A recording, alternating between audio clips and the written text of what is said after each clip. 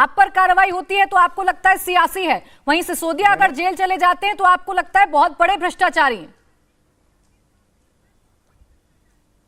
नहीं, मैंने उनके भ्रष्टाचार का उल्लेख अलग से कर दिया है, लेकिन पूरा अगर देश के अंदर देखा जाए पिछले 8 वर्षों में क्या हो रहा है, ईडी और सीबीआई को अगर सियासी लड़ाई लड़ने के लिए वापरा जाएगा, अगर उनको अपनी टूल किट का हिस्सा बनाया जाएगा या हथियार बनाया जाएगा या उससे विपक्ष को टेरराइज करने का प्रयास किया जाएगा, तो निश्चित रूप से आवाजें उठेंगी। जब ईडी और सीबीआई जिस तरह से विपक्ष के नेताओं को टेरराइज कर रही हैं, और आप देख रहे हैं 5422 केस इन्होंने किए पिछले 8 वर्षों में, उसमें से मात्र 23 का कन्विक्शन हुआ।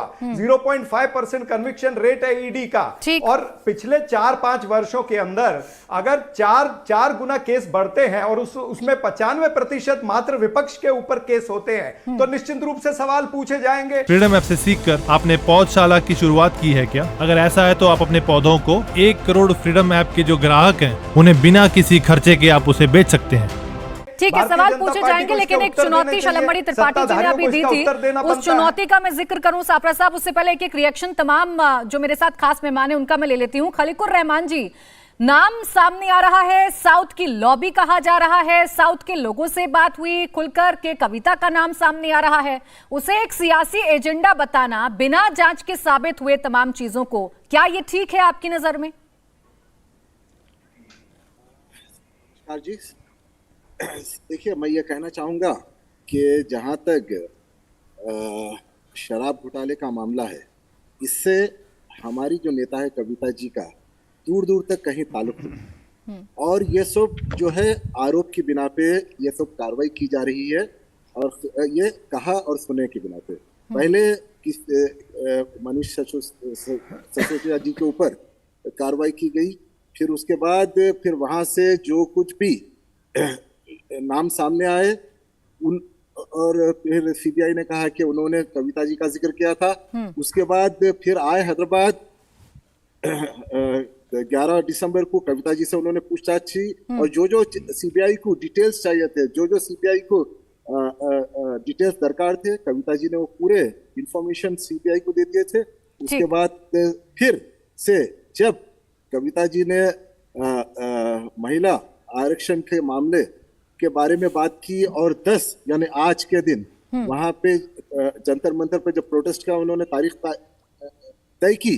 ठीक है रहमान साहब, लेकिन ये तो जांच के बाद तय होगा ना, सवाल तो यही है, तो जांच के बाद तय होगा, और आप लोग तो खुद ही संगठित नहीं है। फ्रीडम ऐप से सीखकर आपने पौधशाला की शुरुआत की है क्या? अगर ऐसा है तो आप अपने पौधों को 1 करोड़ फ्रीडम ऐप के जो ग्राहक हैं उन्हें बिना किसी खर्चे के आप उसे बेच सकते हैं।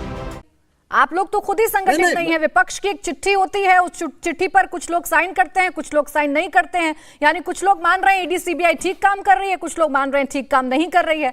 ये संगठित क्यों नहीं है आप लोग, ये भी सवाल है। मैं लौटूं आपके पास। जहां तक नहीं, मुझे कहने दीजिए पहले बात। जहां तक ईडी और सीबीआई का ताल्लुक है, ये जो एजेंसीज है और आईटी, ये जो एजेंसीज है, ये एजेंसीज बीजेपी के भाजपा के कहने पे ये कार्रवाई करती है। तो चुनौती दीजिए ना आप कोर्ट में, आप प्रूफ कर दीजिए ना। आप सिर्फ अगर इसे पॉलिटिकल एजेंडा कह के सियासत करते रहेंगे तो ऐसे थोड़ी ना काम चलेगा। देश में ईडी सीबीआई अपना काम तो करेंगी। मैं लौटूं आपके पास, एक सेकंड, मुझे आरजेडी से बात करने दीजिए। देखिए एक चीज, मुझे और मैं लौटूंगी आपके पास, मैं लौट रही हूँ आपके पास। 10 सेकंड मुझे दीजिए, 10 सेकंड मुझे दीजिए, मुझे अपनी बात तो करने दीजिए, क्योंकि आप जब चैनल पे बुलाते हैं। बोलिए रहमान जी, बोलिए जी।